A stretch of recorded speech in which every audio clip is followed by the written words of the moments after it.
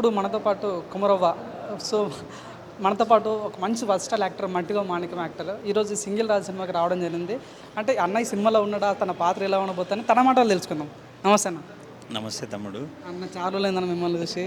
So, ఈ cinema మీరంటే ఈ సినిమాలో మీరున్నారా? సినిమాలో హీరోకి ఫ్రెండ్ క్యారెక్టర్ చేసిన full length character. Cinema starting నుంచి ఎండింగ్ వరకు ఉంటా. చాలా మంచి క్యారెక్టర్. తమిళ్లో మనకు వడివేలు ఉంటాడు కదా, అవును. సేమ్ క్యారెక్టర్ ఇక్కడ తెలంగాణలో పల్లెటూరులో మరీ మాస్ క్యారెక్టరు, మామ క్యారెక్టర్ ఉంటే ఎట్లుంటుంది అనేది నాది. చాలా మంచి క్యారెక్టర్.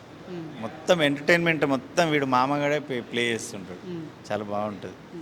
అన్న మీ పర్ఫార్మెన్స్ కానీ మిమ్మల్ని చూసిన ప్రతిసారి ఎట్లయినా ఈ కొమ్మరవ్వ ఈ అన్న అయినా ఎట్లయినా ఈ సినిమా ఇండస్ట్రీ మంచి ఛాన్స్ కొడతాడు, మంచి తోపు ప్లేస్ ఉంటాడని మేము అనుకుంటూ ఉంటున్నాం. ఈరోజు ఆ కళ నెరవేరింది అనుకోవచ్చానా? అంటే ఒక జబర్దస్త్ నుంచి మొదలైన మీ పాత్ర. నేను ఇప్పటికి ఒక 42 సినిమాలు చేశా.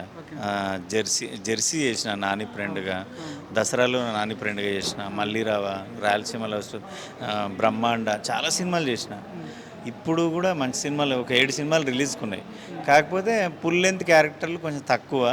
దీంట్లో ఫుల్ లెంత్ క్యారెక్టర్ ఉంది. చాలా హ్యాపీ. అంటే నా స్లాంగ్, నా మదర్, అంటే నా ఊర్లో నా ఇంట్లో మాట్లాడే యాస భాష దీంట్లో ఉండడం నాకు హ్యాపీ. అది గతంలో సినిమాలు అంటే పెద్ద పెద్ద బడ్జెట్ ఉన్న వాళ్ళు తీసేవాళ్ళు, లేకంటే ఒక హై క్లాస్ మూవీ తీసేవాళ్ళు. ఇప్పుడు మొత్తం మన పల్లెటూరు సినిమాలు. సో మీలాంటి కళాకారులను మీరు ఎంకరేజ్ చేస్తుంటే ఇప్పుడు తెలంగాణ సినిమాలు కూడా చూస్తుంటే ఎట్లా అనిపిస్తుంది అన్న ఇవన్నీ చూస్తుంటే? అంటే ఒకప్పుడు ఇండస్ట్రీ వేరు, ఇప్పుడు ఇండస్ట్రీ వేరు అబ్బా. ఒకప్పుడు ఏంటంటే మేము 18 ఏళ్ళు అయింది నేను వచ్చి. ఫోటో ఆల్బమ్ పట్టుకొని ప్రతి ఆఫీస్ చుట్టూ తిరిగితే కూడా ఎక్కడో ఒక చోట బ్యాక్గ్రౌండ్ నిలబెట్టడానికి కూడా 10 సార్లు ఆలోచించేటోళ్ళు. ఇప్పుడు ఏంటంటే ఈ సోషల్ మీడియా, ఇన్స్టా, ఫేస్బుక్ ఇవన్నీ అయిన తర్వాత అవకాశం అనేది ఈజీ అయిపోయింది. కష్టమైతే లేదు, కష్టం కాదు. నీ దగ్గర టాలెంట్ ఉంటే నువ్వు ఊర్లో బర్రకాడు ఉండి యాక్టింగ్ చేసి ఇన్స్టాలో పెట్టినా వాళ్ళే పిలుస్తున్నారు.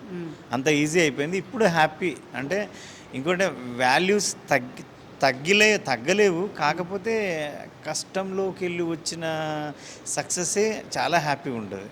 ఈజీగా వచ్చే సక్సెస్ అంత హ్యాపీగా ఉండదు. ఓకే. అంటే మీరు ఏం చెప్పదలుచుకోరన్నా? ఇప్పుడు సినిమా ఇండస్ట్రీకి రావాలని ఎంతోమంది చూస్తున్నాము. కార్మిక నగర్లో తిరుగుతూనే ఉంటారు. కానీ మీలాగా ఇట్లా సినిమా ఇండస్ట్రీ అడుగు పెట్టాలి, సక్సెస్ కావాలంటే ఏం చేయాలి? కుమారవ్వ ఏం చెప్తారు?